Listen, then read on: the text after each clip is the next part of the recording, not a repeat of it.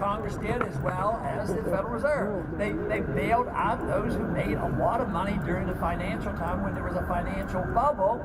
And guess what? Those programs were designed to help the people and help the middle class and help the poor. They lost their jobs and they lost their houses. So it doesn't work. And this is what people are starting to realize. Not only is the Treasury bare, but the entitlement system doesn't work, and spreading our goodness around the world doesn't work. So now we have a system that is destined to change. The big question before us is, what's it going to change to? Are we going to accept more authoritarianism and tyranny, or are we going to accept the cause of liberty and return those freedoms to the American people?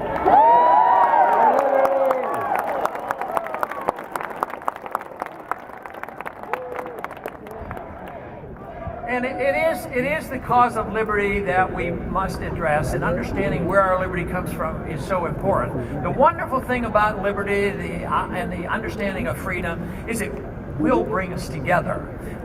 The interventionist system, the big government, the bureaucratic system, the redistribution of wealth by the special interests, that divides us, especially when we run out of money. But if you think about what freedom is all about, it isn't judgmental. It doesn't come along and say, well, we want our freedoms because we want to impose on people certain things. We want our freedoms to allow people to have their own life and their own lifestyles and their own private practices. That's their business. So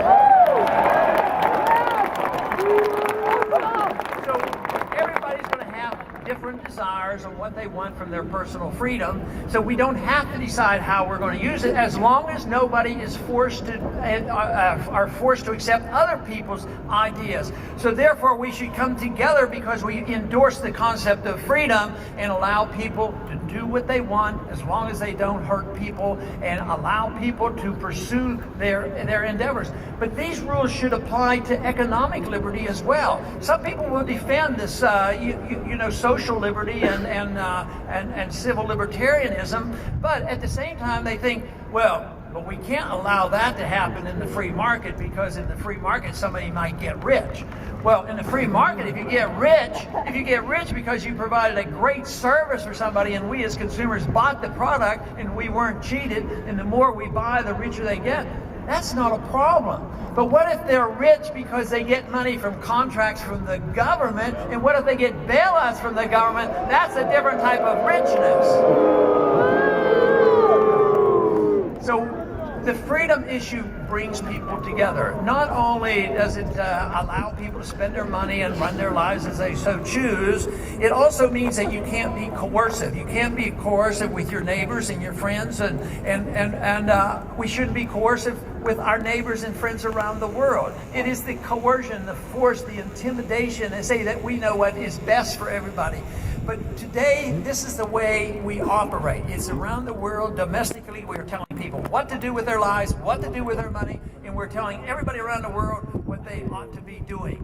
And this has not worked out well for it. It has contributed to our bankruptcy and contributed to the problems that we face and all the conflicts we have. And it's going to get a lot worse unless we establish the basic principles of what this country is all about. And it is our freedoms to live our life as we so choose, and to spend our money as we so choose. People will argue with us and say, oh, that's not any good because you're not a humanitarian. You have to care about your fellow man. And if you don't endorse the welfare state and socialism and welfareism, you don't care about your fellow man.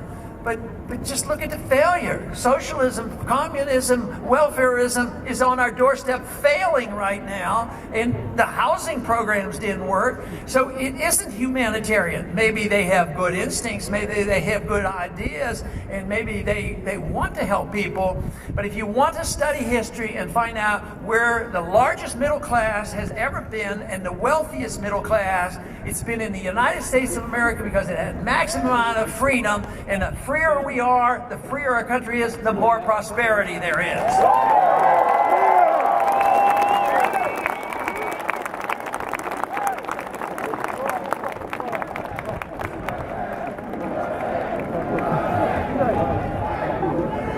But what we have come to now, though, is the middle class is shrinking, and the middle class is much poorer, And we can't solve the problems by doing more of the same thing. We can't solve the problem of a crisis that came on by too much spending, too much borrowing, and too many regulations, and too much taxes, and too much printing press money.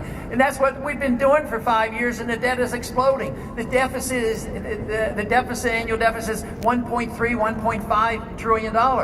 So we have the fiscal conservatives offer their budget. It's a wonderful solution to spending too much money.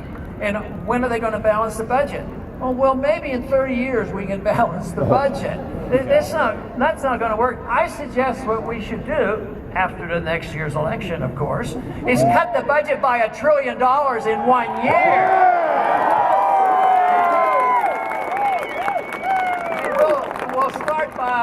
We'll start by stopping the wars and bringing our troops home and have them spend their money here at home. That doesn't mean only the Middle East. That means from Korea and Japan and Germany. Why should we subsidize their defense? We need to bring them home. We're flat out broke, and we have to borrow the money to do this. So this system is coming to an end. It's good news that it's coming to an end. It's risky business because we don't know what the replacement will be. But from my viewpoint of having traveled around the country, going to numerous campuses and talking to young people, let me tell you, I'm encouraged. I love what you people are thinking about.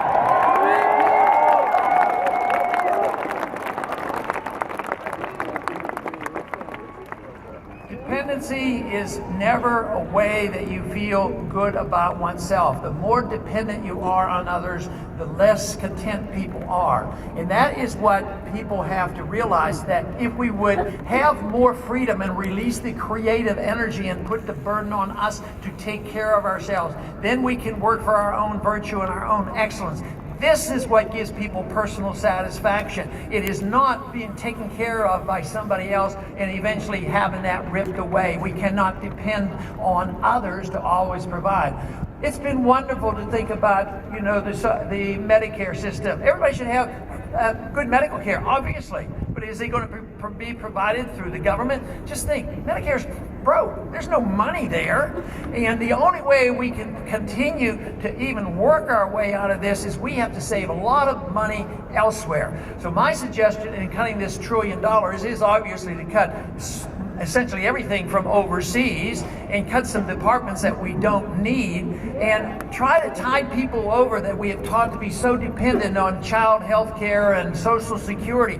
But right now, what we're doing is we're still spending, running up the debt and printing the money, and now we're just seeing the beginning of the end of the dollar because the prices are starting to go up. You cannot keep printing money forever and think that the world will always accept the dollar. Right now, there are plans being laid for the replacement of the dollars.